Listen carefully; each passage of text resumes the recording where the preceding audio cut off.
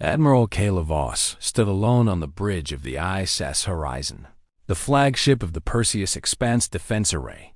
Through the panoramic viewport, the silent ballet of stars stretched endlessly, a tapestry of points so distant they might as well have been phantom lights. Yet on her hollow display, a single blip pulsed with alarming regularity. An unregistered vessel, colossal in size and shrouded in stealth dot. She tapped the console. "Status report," she ordered, voice steady though. Her heart raced. Lieutenant Merrick, her communications officer, scrolled through streams of data. "No transponder signature, Admiral. No allegiance code." And he hesitated, eyes wide. "No language in our universal lexicon matches their hailing frequency. Yet, our translators are parsing it into standard high Galactic. What does it say?" Voss leaned forward. Marek's fingers danced. The bridge fell silent except for the soft hum of the warship's engines. "This is the UN's Conqueror. You are warned. Stand down immediately or face annihilation." A ripple of disbelief coursed through the crew. The UN's prefix United Nations of Terra hadn't graced a human vessel in centuries. Humanity had vanished from known space during the Great Diaspora, lost to time and legend.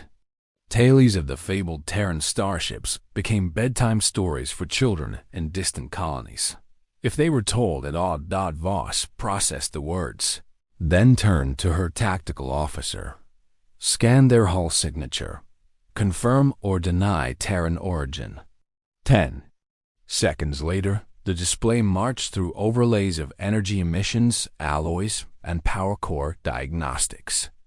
Voss watched three-dimensional schematics of reactor coils and armor, plating fold together like cosmic origami. High-density titanium ceramic weave, layered with adaptive quantum mesh. The tactical officer reported. "Reactor backscatter. Matches Sol-based fusion cascade."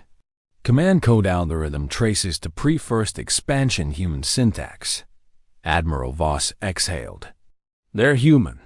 Or at least made by human hands." Murmurs broke out across the bridge. Several officers exchanged looks. Was it a hoax?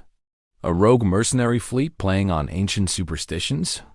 But as the Conqueror's brooding silhouette materialized on long range sensors, its spires of gun emplacements and shadows of cloaked hangar bays, the reality sank in. "Comes," Voss said, stealing her tone. "Open a secure channel. I want a direct line to their bridge." Static crackled, then cleared.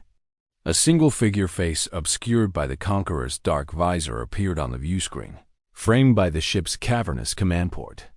"I am Captain Arjun Malik," the figure announced, voice calm and unyielding.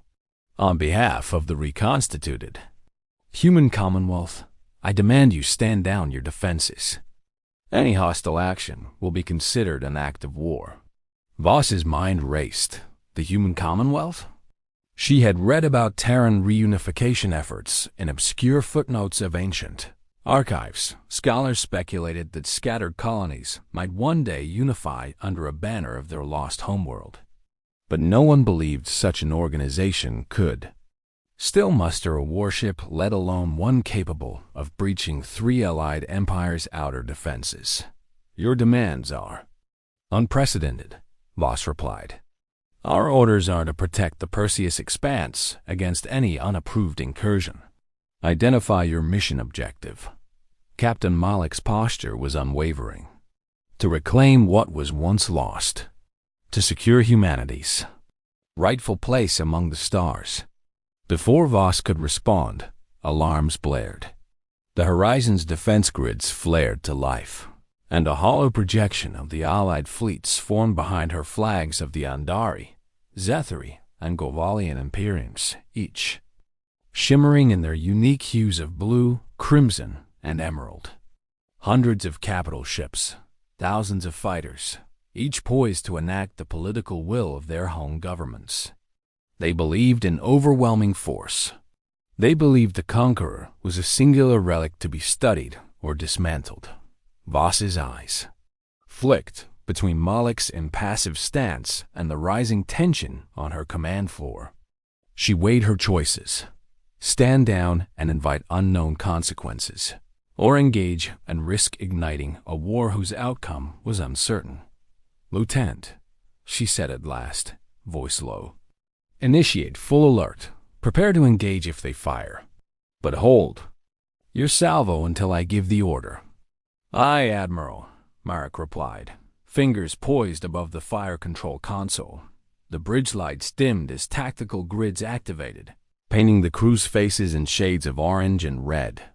In the viewport, the Conqueror drifted, silent and inscrutable, its hull absorbing starlight into an abyssal shadow. Every heartbeat seemed to echo in the hushed thought Voss swallowed, her gaze resolute. "Send this to the Alliance Command. The human Warship is here, unannounced, carrying a threat. We have one chance to de-escalate. Let them know we prefer diplomacy if Captain Malek is willing." She hesitated, then added, "And transmit to every ship. Fire only on my command." "We're stepping into unknown territory. Let's not act recklessly." As messages flew across the void to fleet commanders, Admiral Voss studied the dark outline of the Conqueror. Humanity's ghosts had returned, and with them, the galaxy's fragile peace trembled on the brink. In that moment, Voss knew the next few minutes would echo through history, whether in triumph, tragedy, or some new chapter yet unwritten. The Conqueror's sudden cloak ripped through the void like a lightning bolt striking still water. In the span of a single heartbeat, Admiral Voss saw her entire defensive formation pivot toward the black dreadnought at the center of the galaxy's greatest armada. 400 allied capital ships, arrayed in 3 concentric rings, bristled with weapon turrets, missile pods, and shimmering energy shields. Behind them, thousands of fighter wings and assault corvettes banked in wide dispersal patterns, ready to pounce. Then, at precisely 0 hours 0 minutes and 0 seconds standard galactic time, the battle began. Time minus 4 minutes. The opening salvo without warning, the Conqueror unleashed its first volley. Dozens of cobalt blue plasma lances erupted from its forward batteries, each bolt tracing a brilliant arc of searing light. The outer ring of Govalian battlecruisers bore the brunt shields flared in cascading ripples, then collapsed in moments. Hull plating vaporized under the concentrated heat, sending debris drifting like funerary petals. "Shields are failing on cruiser Relentless," shouted Commander Yelra of the Gorvelian fleet. "We're losing power, taking heavy casualties." Fighters darted forward in kamikaze runs, but the Conqueror's point defense grid was a swirling storm of automated laser turrets and interceptor drones. Each attacking craft was shredded mid-approach, fracturing into shards that exploded in miniature nova bursts. A single Conqueror-launched interceptor drone, clad in reflective armor and armed with an electromagnetic pulse warhead, struck the Gorvalian flagship's bridge, crippling its guidance array and sending it careening into a neighboring corvette. To minus 3 minutes.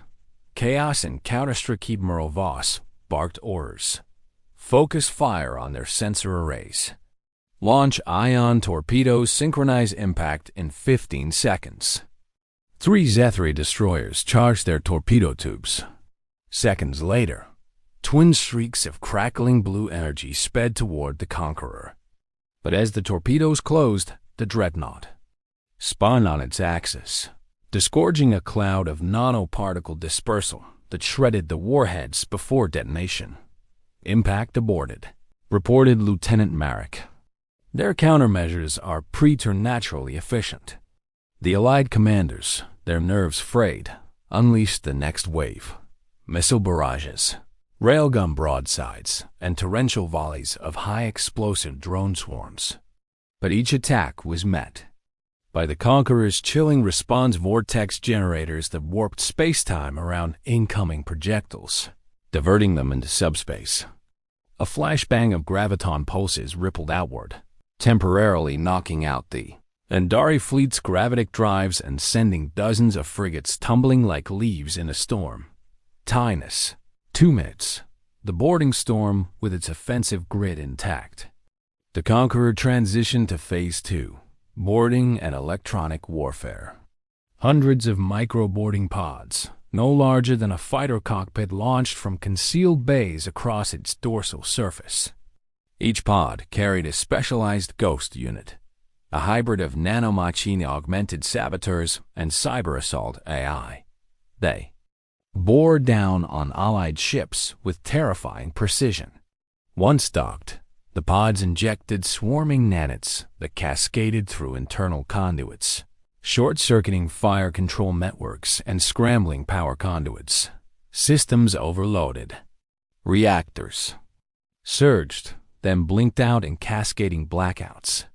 Starfighters lost targeting locks. Capital ships spun aimlessly, and the Grand Armada's coordinated formations collapsed into pandemonium. Bridge to all ships. Voss's voice rang out over the comms. Regroup on my signal.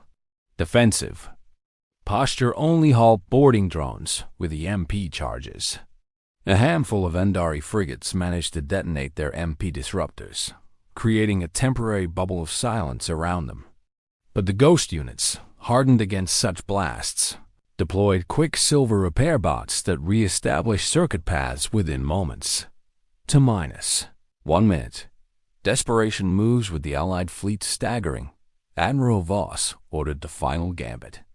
A synchronized collapse of their formation to swoop in on the Conqueror's flanks. 3, 2, 1 now. She counted down. Fighter wings dove from multiple vectors. Capital ships banked sharply to encircle the dreadnought, and concentrated beams of charged plasma converged on its hull. In the ensuing seconds, the void lit up like a supernova until the Conqueror activated its ultimate defense. A halo of antimatter reflector shields ignited around the ship's midsection, turning every incoming shot into a cascade of reflected energy back at its source. The Allied beams backfired, carving lethal channels through their own lines. Explosions blossomed across the battlefield in a grotesque fireworks display. 0. Silence after the storm, and then silence. The Conqueror drifted at the center, hull unmarred, engines idling. Scattered debris and wounded ships lay in the periphery, like broken chess pieces. The Andari flagship, its bow nearly severed, floated dead in space. Zethary frigates hobbled toward escape vectors. Gorvalian cruisers, once proud and unbowed, now hung motionless, their crews frantically sending distress calls. On the horizon's bridge, Admiral Voss steadied herself against the rail. She tapped her comms panel. All units report status. Nay. Chorus of garbled, broken replies crackled back. Shields depleted, engine offline. Boarding drones overran CI Colossal comms. All fighters destroyed or disabled. 4 minutes on the clock. 4 minutes of fury. 4 minutes that shattered the alliances of 1,000 worlds. Voss exhaled and steepled her fingers. The Conqueror's broadside batteries were still charged. Its boarding drones were poised to swarm again. Yet not a single alien ship moved to fire. The dreadnought's captain had proven his point. Overwhelming might and surgical precision could unseat the greatest armada ever assembled. In that pregnant moment of uneasy calm, Admiral Voss understood the bitter truth. The galaxy's power balance had shifted in 4 minutes, and those 4 minutes would haunt the empires for generations to come. The wreckage field drifted in the aftermath like a silent graveyard. Dozens of crippled vessels, once icons of Zethary grace, Gorvalian might, and Andari ingenuity, floated inert, their crews either lost, surrendering, or scrambling for escape. Pods.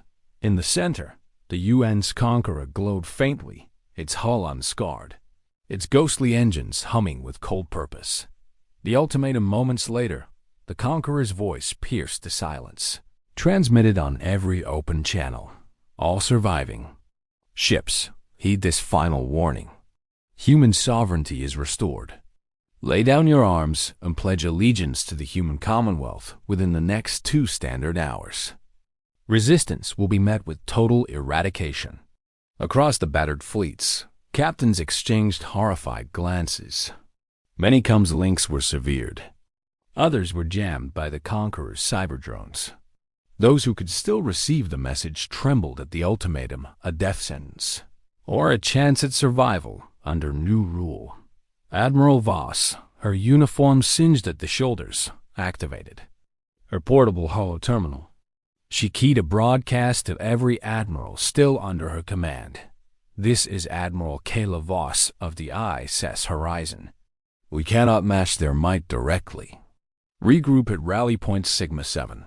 If we cannot defeat them, we must buy time to evacuate key worlds and forge alliances, perhaps even with rogues among the human colonies. Do not surrender until we weigh every option. As her words echoed through broken speaker grids, small groups of fighters and frigates limped toward the designated coordinates. Hope flickered despite the devastation, a defiance born of desperation. Council of the ruins 2 hours later. The remnants of the Allied leadership assembled aboard the crippled Andari command cruiser, Dawn's Light. Its command deck had been converted into an emergency council chamber, lit by makeshift lamps and holographic displays marking lost systems. Representatives from the 3 empires, Andari Chancellor Lyran, Zethari Regent Jock, though injured, and Gorvalian Marshal Syra, her uniform stained with oil and blood, stood before a battered war table. Chancellor Lyran's voice wavered. They're demanding fealty in exchange for what? Protection? Subjugation? They saw us as prey the moment they decloaked. Regent Jock added, our fleets are broken. I can't even muster enough ships to blockade a single star. Marshal. Syra slammed her fist on the table. Then we must negotiate temporarily. Gather intelligence on this human commonwealth.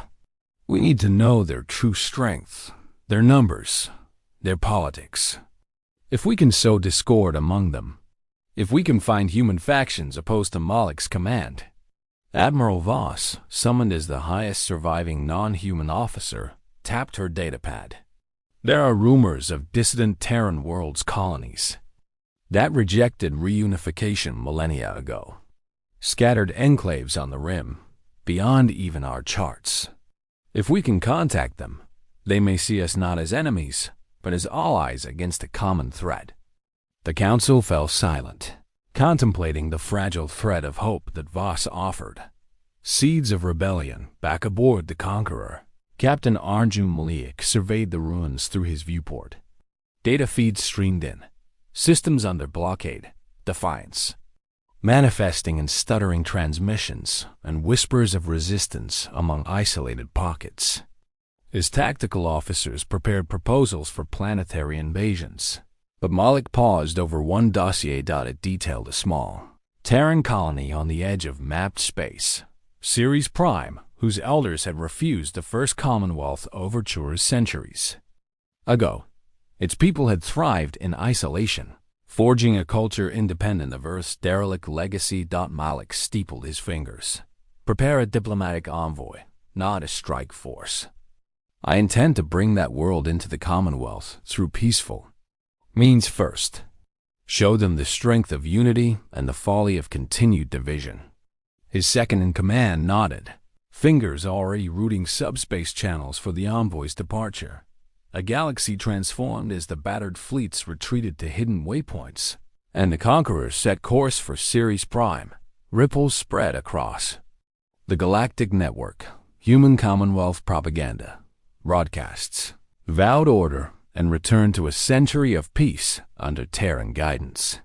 Rebel alliances, non-aligned species, and pirate syndicates sensed opportunity, offering to sell arms and intel to the highest bidder, whether to humans or to the alien empires. Colonial uprisings.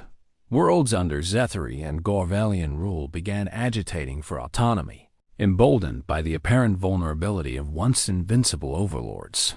On Perseus V, home of the Defense Array's main base, Admiral Voss addressed a hastily assembled militia. We've witnessed raw power beyond our worst fears. But we've also seen its limits. The conqueror may have shattered fleets in minutes, but no fleet is infinite, and no empire eternal. Our fight now is not against a single dreadnought, but for the soul of the galaxy. Against tyranny of any form, Terran or otherwise. We will rebuild, we will adapt, and we will endure. Her speech was met with cheers, defiant even in defeat. Across every hologram and broadcast, a new narrative took root. The human intruder had catalyzed not only war, but transformation. And so the stage was set. A galaxy no longer at peace, but alive with conflict, diplomacy, and the uneasy dance of power. In the silence before the next storm, every civilization, human and alien alike, would reckon with the arrival of the unknown human warship and the 4 minutes of fury that reshaped the cosmos forever.